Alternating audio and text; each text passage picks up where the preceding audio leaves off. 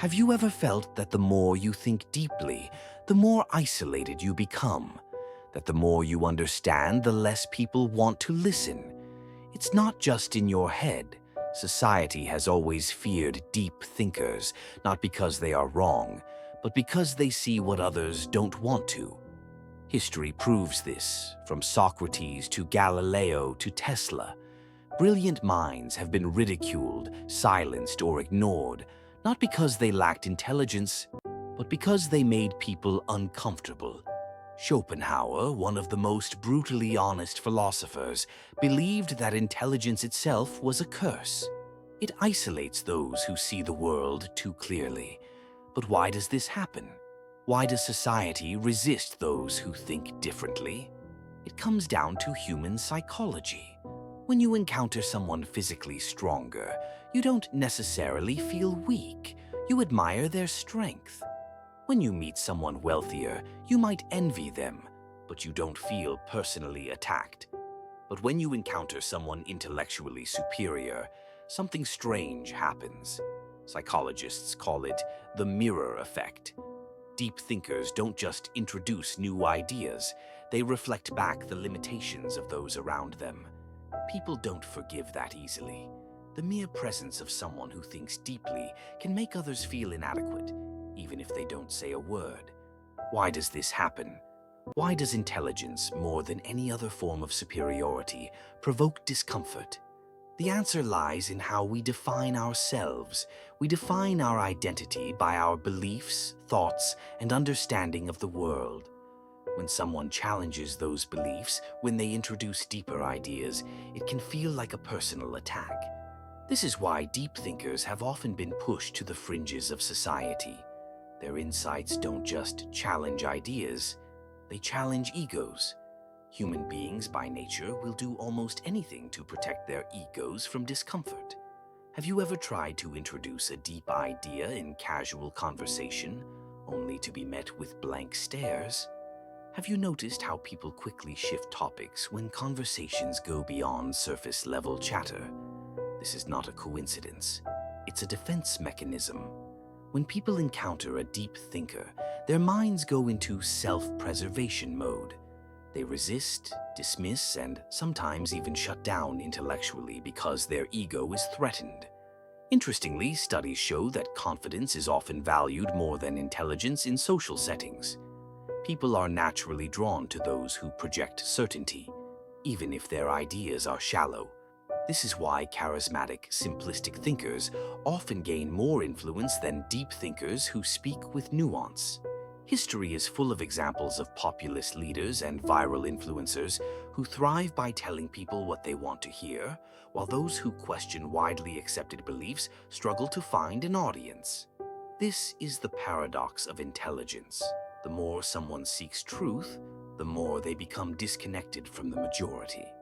The mirror effect doesn't just reflect society's limitations, it shows why society resists change in the first place. But is there scientific proof that people actually fear intelligence? Modern neuroscience supports this. Studies show that when people feel intellectually inferior, the brain's amygdala, responsible for detecting fear and threats, becomes highly active. Why does intelligence activate the same fear circuits as a physical threat? Evolution explains it. For most of human history, survival didn't depend on being the smartest. It depended on being accepted by the group. Rejection from the group meant vulnerability, even death. This is why human brains are wired for social acceptance rather than intellectual pursuit. When someone highly intelligent enters a group setting, they unknowingly disrupt the social balance.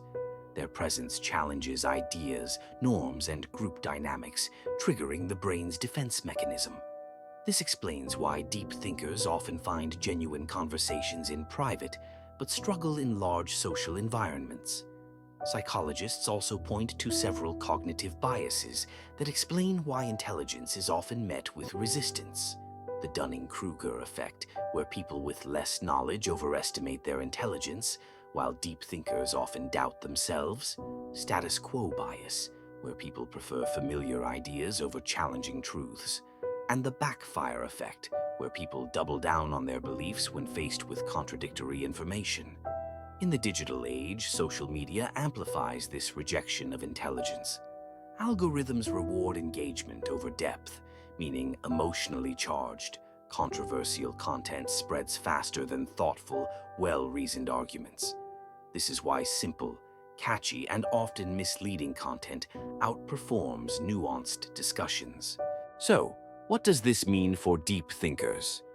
The rejection of intelligence isn't just social, it's biological, psychological, and cultural.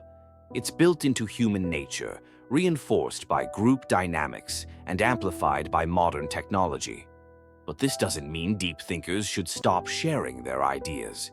They just need to understand the forces working against them. If society resists intelligence, what does it embrace? Comfort. A world where predictability is preferred over truth. Schopenhauer saw intelligence not as a gift, but as a curse. The smarter you are, the more you struggle to connect with society. Schopenhauer's philosophy centered on the will, a blind, irrational force driving human behavior. While most people seek pleasure, comfort, and survival, deep thinkers develop the will to truth, a desire to understand reality, even if it leads to discomfort and isolation. This disconnect between deep thinkers and the rest of society explains why intelligent people often feel misunderstood. They crave depth, but society favors simplicity. Most people find meaning in relationships, entertainment, and routine pleasures, while deep thinkers question the very purpose of these pursuits. Schopenhauer believed the more a person understands human nature, the harder it is for them to relate to others. They see through lies and distractions, making it difficult for them to engage in everyday interactions. This disconnect can lead to feelings of loneliness, alienation, or even resentment. But Schopenhauer offered solutions. He saw solitude not as punishment, but as privilege. Deep thinkers should embrace their alone time for intellectual and creative pursuits, instead of seeking validation from society. They should seek like-minded individuals, either through books or intellectual circles, and be wise in choosing when to share their insights. Engage with the world, but carefully observe it, learn its patterns, and choose your words wisely. Schopenhauer's teachings offer a guide for deep thinkers struggling with social rejection. Intelligence may lead to loneliness, but it also brings wisdom and freedom. While it allows one to see the world clearly, it also distances them from those who prefer illusions. Yet, despite the pain and isolation, deep thinkers have always played a crucial role in pushing humanity forward. Society may not always embrace intelligence in the present, but it does recognize and celebrate it later. Think of Galileo, who was persecuted for his groundbreaking discoveries, but is now regarded as a genius. Or Van Gogh, who died in poverty only for his paintings to be worth millions today. Tesla, whose revolutionary ideas were shut down, but whose legacy lives on. History shows us that society often rejects deep thinkers at first, only to celebrate their ideas when they no longer pose a threat. So, if you're a deep thinker, remember this: you are not alone. Though society may fear deep thinkers, it is they who push humanity forward. You are not broken. You're simply seeing the world for what it truly is. Share your thoughts, seek out those who appreciate them, and never stop thinking deeply. It's the deep thinkers who will ultimately lead us to a better future.